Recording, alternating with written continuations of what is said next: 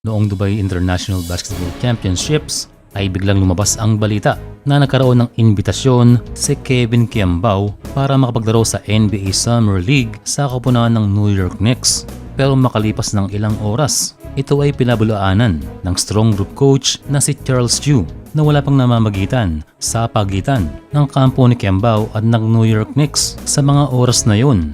Kaya nagkaroon ng confusion sa mga fans. Well, dalawa yan. Maaaring hindi kumpirmado ang lumabas na balita at ang pangalawa ay ayaw maapektuhan ni Coach Charles ang focus ni Kevin Kiambao lalo na't gumaganda ang kanyang nilalaro.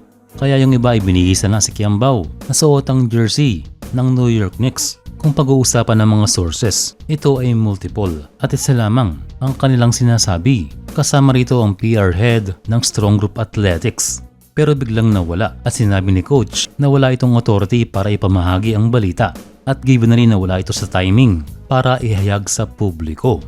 Pero kailan lamang ay nagbigay ng bagong impormasyon si Sir Snow Badwa na kung ano nga ba ang nangyari.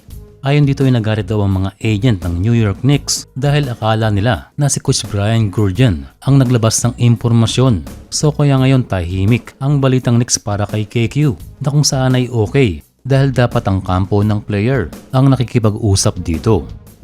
For now ay mas mainam na mag-focus muna si KQ sa ating national team na kanyang pinili kaysa sa UAE. Panahon ngayon para i-showcase ang sarili sa mga FIBA tournaments at doon niya ipakita ang kanyang hard work. Ang tanong sa ngayon kung sakaling totoo ay napurnada na nga ba ang sinasabing invite ng NBA team para sa kanya sa Summer League. Well, sila lamang nakakaalam yan at matagal pa ang Summer League na ginaganap sa July. Pero para maliwanagan tayo, nagsalita na si KQ sa current situation at isa lamang ang kanyang sinasabi. For now, sabihin natin wala po talaga. For now, sabihin natin wala po talaga. Yan ang interview sa kanya ng mga mainstream media. Dagdag pa ni KQ na ang kanyang focus ngayon ay ang pagpapahinga, ang makapag-focus sa Lasal, and excited din siya sa Gilas call-up sa kanya ni Coach Tim Cone na kung saan ay bago siya sumakay ng eroplano ay nasecure na ni Coach Tim ang kanyang commitment. Kaya magbabalik Gilas itong si Kevin Kiambao.